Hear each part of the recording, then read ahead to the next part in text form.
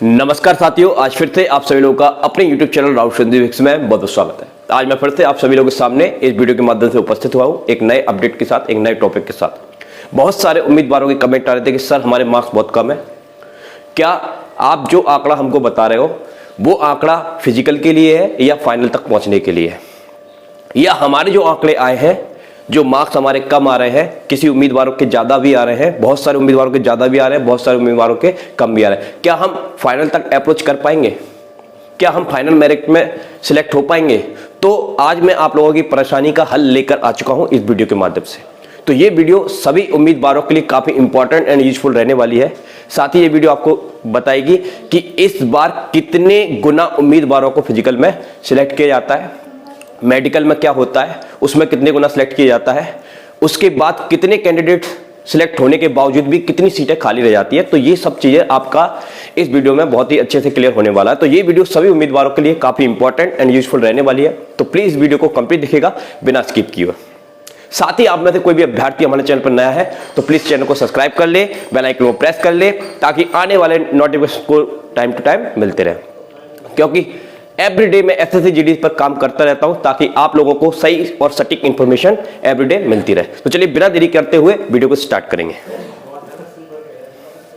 तो ध्यान से समझिएगा टॉपिक क्या है हमारा, एसएससी जीडी 2021 फाइनल मेरिट कैसे बनती है। तो इसके बारे में आपको मैं डिस्कस करने वाला हूं और आप फाइनल मेरिट तक कैसे अप्रोच कर पाओगे।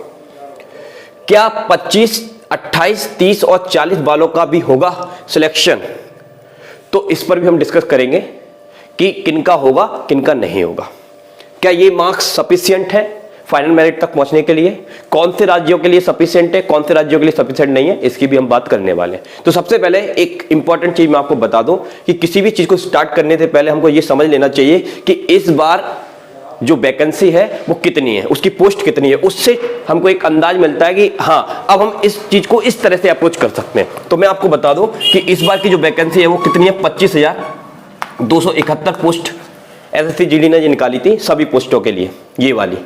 अब फिजिकल में कितने कैंडिडेट्स को बुलाया जाएगा, ध्यान से समझिएगा।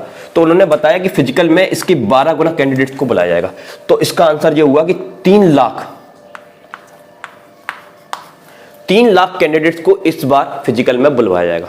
अब भाई इतने ज्यादा नंबर में, इतने बड़े आंकड़े में जब 3 लाख कैंडिडेट्स को बुलाया जाएगा तो एक बात बिल्कुल समझ लीजिए कि जिनके कम मार्क्स भी है ना, वो सब भी फिजिकल के लिए जाने वाले हैं। क्यों जाने वाले हैं उसको और अच्छे से क्लियर करेंगे। फिलहाल आपने ये जाना कि इतनी पोस्ट है, उसके 12 गुना कैंडिडेट्स को बुलवाया जा रहा है, जो कि 3 लाख के आसपास, 2.5-3 लाख के आसपास उम्मीदवार जाएंगे। अब इतने जाएंगे तो क्या भाई सबके सब सिलेक्ट हो जाएंगे क्या? तो आंसर है नो, बिल्कुल नहीं होगा ऐसा। तो कितने गुना कैंडिडेट्स सिलेक्ट किए जाते हैं? तो मैं आपको बता दूं कि 10 गुना कैंडिडेट को क्या किया जाता है, सिलेक्ट किया जाता है। पूरे को नहीं किया जाता, केवल 10 गुना को। अब 10 गुना कैंडिडेट सिलेक्ट होने के बाद इनका क्या होगा, मेडिकल होगा। अब मेडिकल में कितने गुना कैंडिडेट को लिया जाएगा? तो आंसर है इसके 3 गुना। 3 गुना कैंडिडेट को लिया जाएगा तो लगभग 75,000 से लेकर 1 लाख तक कैंडिडेट का क्या होने वाला है, मेडिकल होने वाला है। उसके बाद इतनी सीटें फिलअप की जाएंगी। तो सीटें कितनी आई थी? तो आंसर है 25,271 सीटें ये भरी जाएंगी। ठीक है, इस तरह से। अब बात करते हैं कि इस बार आपके साथ ऐसा भी होने वाला है जो पिछली बार भी हुआ था कि इस बार जितनी भी सीटें आती है ना वो कभी भी पूरी भरी नहीं रहती हैं। तो इस बार भी आपकी जो सीटें भरेंगी वो लगभग 23 या 22,000 के आसपास भरी जाएंगी। तो भैया फिर इतनी कम पोस्ट है, फिर भी इतनी कम सीटें फिलअप हो रही हैं, तो बच गई, उनका क्या रीजन हो सकता है? तो मैं आपको बता दूं कि पिछली बार जो 2018 की वैकेंसी थी, 2018 की जो वैकेंसी थी उसमें 5902 के आसपास सीटें बच गई थी। तो ये सीटें क्यों बच जाती हैं? तो इसके लिए आपका जो मैं आपको बता दूं, कई राज्य ऐसे हैं जिसमें एक्स्ट्रा सर्विसमैन, कई कैटेगरी ऐसी हैं SC ST, और दूसरी बात सबसे ज्यादा इफेक्ट राज्यों का, जैसे उड़ीसा हो गया, असम हो गया, तमिलनाडु हो गया, मिजोरम हो गया, त्रिपुरा हो गया। ये वाले जो राज्य हैं, इन राज्यों से ज्यादा बहुत कम लोगों की रुचि होती है फौज में जाने की, फौज में भर्ती होने की। तो अक्सर वहां की जो OBC SC ST वाली की जो रिजर्व सीटें होती है लड़कियों के लिए खाली रह जाती है, और कई राज्यों से लड़कों के लिए भी खाली रह जाती हैं। ठीक है, एक तो ये चीज हो गई। अब हम बात करते हैं कि फाइनल मेरिट कैसे बनती है, तो उसके लिए आपका ये जानना बहुत जरूरी है कि कट ऑफ किस भागों में डिवाइड होती है, कितने भागों में डिवाइड होती है। तो चलिए अब बात कर लेते हैं कि कट ऑफ कितने भागों में डिवाइड होती है, ताकि आपको समझ में आ सके कि हमको फिजिकल की तैयारी कितने लेवल पर करनी चाहिए और कितने लेवल पर नहीं करनी चाहिए। तो मैं आपको बताऊंगा, पहले आप ये समझ लीजिए कट ऑफ किस तरह से डिवाइड होती है। कट ऑफ की बात करें तो कट ऑफ सबसे पहले जितने भी ऑल इंडिया में स्टेट्स हैं तो स्टेट्स में डिवाइड होती है। तो सबसे पहले काय में डिवाइड होती है भाई? स्टेट्स में, राज्य में। राज्य के बाद हमारी जो कट ऑफ होती है वो जिला में डिवाइड होती है, और फिर जिला में भी आपका नक्सल डिस्ट्रिक्ट पड़ रहा है, बॉर्डर डिस्ट्रिक्ट पड़ रहा है, जनरल डिस्ट्रिक्ट पड़ रहा है, तो इस तरह से उसमें भी डिवाइड होती है।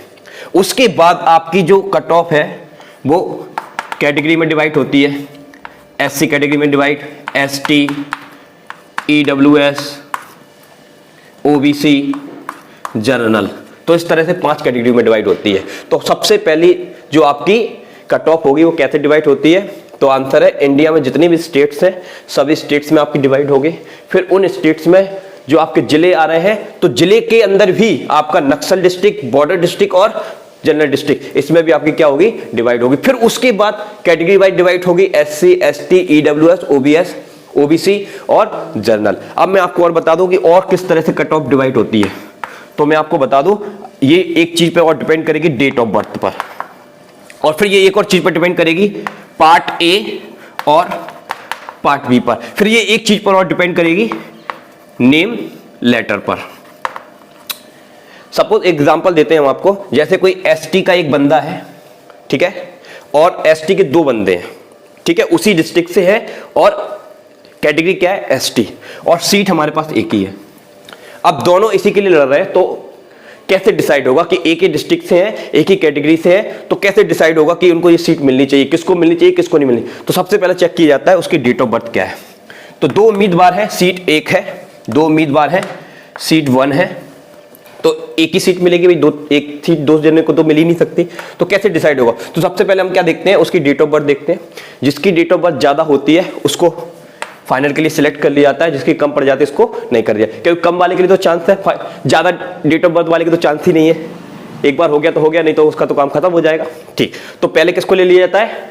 यस, ज्यादा डेट ऑफ बर्थ वाले को। ठीक है, अब मान लीजिए उनकी डेट ऑफ बर्थ भी सेम हो गई, डेट ऑफ बर्थ सेम हो गई, तो अब हम आते हैं पार्ट ए और पार्ट बी पर। तो उनके जिसमें से जिसके ज्यादा मार्क्स ज्यादा होंगे उसको सिलेक्ट किया जाएगा, जिसके कम होंगे उसको नहीं किया जाएगा। अब मान लीजिए मार्क्स भी सेम है, तो अब कट ऑफ किस अनुसार देखी जाएगी?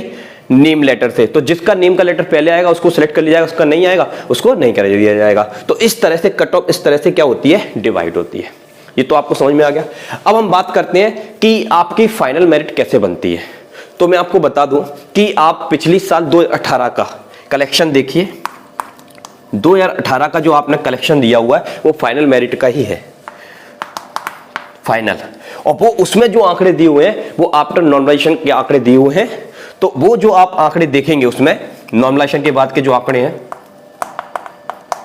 नॉर्मलाइजेशन के जो आंकड़े हैं, उन आंकड़ों से आप अपने आप को क्या कर सकते हैं? कंपेयर कर सकते हैं कि हाँ, अगर हमारे इतने मार्क्स है तो हम पक्का इस लोकेशन तक, इस मेरिट में, यहां तक फाइनल मेरिट तक पहुंचने वाले हैं। अगर उससे कम है तो नहीं पहुंचने वाले। तो मैं आपको बता दूं कि इस बार की जो आपकी, तो मैं आपको आपकी मेरिट है, फिजिकल की मेरिट है बात करें, ये मैं उस समय की बात कर रहा हूं 2018 की। तो 2018 का जो नॉर्मलाइजेशन के बाद जो आंकड़ा है उसको देखिए, उसमें जो फिजिकल की जो हम मेरिट लेते हैं, कट ऑफ लेते हैं, वो हमेशा कम जाती है, 10 से 15 नंबर कम जाती है।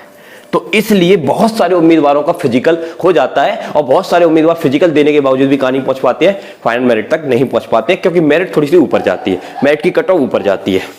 ठीक है, तो इस बार की बात करें तो इस बार नेगेटिव मार्किंग है, तो ऑब्वियसली इस बार की फाइनल कट ऑफ कम जाएगी, और कट ऑफ कम जाएगी तो फिजिकल की तो उससे भी 10-15 टाइम्स और कम जाएगी। तो इस तरह से मैं आपको बता दूं कि बहुत सारे उम्मीदवारों के मार्क्स कम है, उनको बिना डाउट के फिजिकल की तैयारी कर देनी चाहिए, भले इतने मार्क्स हो चाहे कितने भी मार्क्स हो।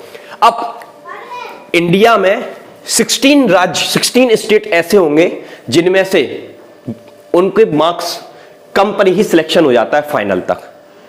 कौन कौन से स्टेट है, आप कर्नाटक हो गया, असम हो गया, उड़ीसा हो गया, ठीक है, अपना छत्तीसगढ़ हो गया, नक्सल डिस्ट्रिक्ट, झारखंड हो गया, अपना तेलंगाना हो गया, त्रिपुरा हो गया। तो ये कुछ ऐसे राज्य हैं, नागालैंड हो गया, इस तरह से बहुत सारे राज्य आपको ऐसे दिख जाएंगे 15-16, जिसमें से कम मार्क्स पर 33 मार्क्स पर 33 से 35 मार्क्स पर ही क्या हो जाएगा, आपका फाइनल मेरिट में सिलेक्शन हो जाएगा। लेकिन बहुत सारे ऐसे स्टेट्स भी हैं, जैसे राजस्थान हो गया, बिहार हो गया, मध्य प्रदेश हो गया, उत्तर प्रदेश हो गया, जहां की जो कट ऑफ होती है फाइनल कट ऑफ ज्यादा जाती है। लेकिन जैसा कि मैं आपको बता रहा हूं, फिजिकली कट ऑफ तो इस बार कम ही जाएगी, और कम ही जाएगी। तो अगर आपके 60 मार्क्स आ रहे हैं, 50 आ रहे हैं, 50 से थोड़े बहुत कम भी आ रहे हैं इन स्टेट से, क्योंकि इन स्टेट का थोड़ा सा कट ऑफ थोड़ा सा ऊपर जाता है, ठीक है, इतना कम नहीं जाता है जो कि बाकी स्टेट का जाता है। तो अगर आपके 60 मार्क्स आ रहे हैं, 50 आ रहे हैं, तो आपको शंका करने की बिल्कुल भी जरूरत नहीं है, ठीक है। लड़कियों, मेल एंड फीमेल, किसी को भी शंका करने की जरूरत नहीं है, इतने मार्क्स से आप फिजिकल की तैयारी कर सकते हैं। और इससे कम आ रहे हैं तो उसमें भी आपको शंका नहीं करनी है इस बार। क्यों? क्योंकि आफ्टर नॉमिनेशन आपके मार्क्स बढ़ेंगे, तो सभी को 5-10 मार्क्स मिलेंगे, तो अल्टीमेटली वो इस मार्क्स तक क्या कर सकते हैं, अप्रोच कर सकते हैं, ठीक है। तो बिना शंका के आप सभी लोगों को फिजिकल की तैयारी कर देनी चाहिए। तो आज की वीडियो में इतना ही। यदि वीडियो पसंद आए तो वीडियो को लाइक करें, शेयर करें, और यदि आप में से किसी भी अभ्यर्थी को कोई प्रॉब्लम आती है, कोई भी डाउट आता है, तो मैं अपना डिस्क्रिप्शन में लिंक दे दूंगा टेलीग्राम का, वहां पर जाके आप मेरे को उसको फॉलो कर सकते हैं और मुझसे कोई भी डाउट है आप पूछ सकते हैं। तो लव यू दोस्तों, गुस्सा नहीं होना। जय हिंद।